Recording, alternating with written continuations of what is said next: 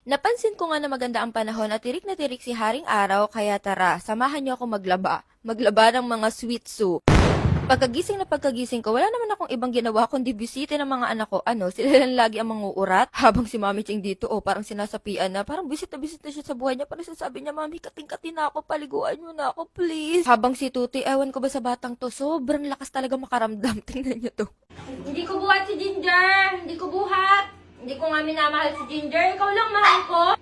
Ikaw lang. Hindi ko nga kaya binubuhat si Ginger. Hindi ko nga pinapansin si Ginger eh. Huwag mo isipin yun, Tuti. Si Ginger. Naku, hindi ko nga mahal yun si Ginger. Diba? Ang lakas ng tama ng nanay. Kung malakas ang tama ng mga anak, parang mas malakas yung tama ng nanay. Anyways, ito pala yung mga anak ko, diba? Ang dudugyot, ang lalagkit, as in lapot-lapot na talaga sila, B. Actually, inantay ko talaga yung shampoo na to para makita nyo yung before and after. And kakatapos lang talaga nila kumain, kaya ang dudungis talaga nila. And nasa loob lang din naman talaga sila ng bahay, kaya madalang ko talaga silang paliguan. Yung iba nga every 10 days pa nagpapaligo. Ako talaga once a week. Mas madalas kasi tayo magpapaligo sa kanila is mas mabilis talaga magdadry yung mga balahibo nila. Ang unang nating lalaban ay itong si Zoe. Mabait kasi itong batang tong steady. Para talaga siyang teddy bear. Para hindi agad maubos ang energy ni Mami siya. And para hindi mabigla, yung katawan muna talaga yung binabasa ko sa kanila. Last na yung pinakamukha nila. Ang gagamitin kong scent sa kanya is itong Holly. Ang atake nitong scent na to is amoy Baby Johnson powder talaga. As in, mangangamoy sanggol ang mga fur babies nyo. Anyways, yung shampoo na ginagamit ko is for dogs and cat. 2-in-1 shampoo na din siya. Shampoo and conditioner. So, less hassle na kayo na after nyong i-shampoo, babanlawan nyo, tapos i-conditioner nyo, plus mas makakatipid kayo.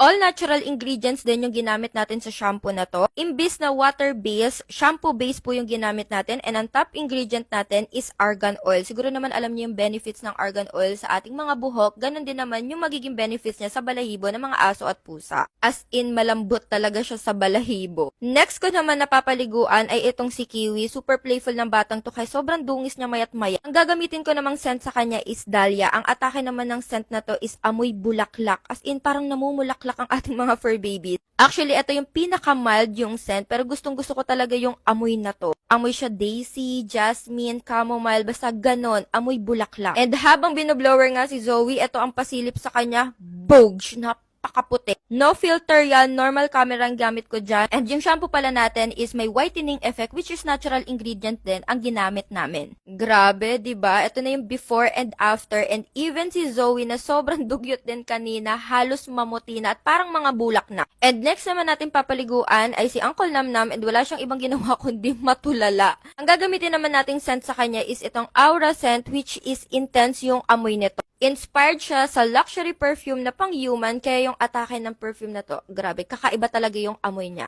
And after Namnam, si Tuti naman ang susunod nating lalabhan. Itong batang to, grabe, sobrang likot nito paliguan. And ang gagamitin ko pala sa kanyang scent is itong Imari. Itong Imari na to is inspired din siya sa pang-human na pabango, which is sweet scent siya. Kakaiba yung scent na to, and parang pang unisex siya. Pwede siya sa girls, pwede din siya sa boys. So nagpahinga lang ako saglit and flex ulit natin si Zoe. Tingnan niyo naman yung itsura niya. Parang inaamoy niya din talaga yung sarili niya na parang ang bango-bango kumi. And eto naman si Kiwi, parang ready na ulit siya magdugyot. Sobrang playful kasi ng batang to. Mahilig siya maglaro talaga ng water. And pak! Eto na po si Tuti, di ba? Para na siyang teddy bear, talagang ang sarap kagatin ng tingo. So, natin silang asikasuhin. Last part is magro-room spray na tayo. Pampatanggal to ng amoy wiwi, amoy tubol, amoy aso sa loob ng bahay. Pet friendly tong room spray na to, kaya kung mapapansin nyo, hindi sila nabahin kahit ang dami kong inispray. Multi-purpose din siya. Pwede nyo siyang ihalo sa mga humidifier nyo, antibacterial and antifungal na din siya, kaya pwede nyo siyang pang-disinfect.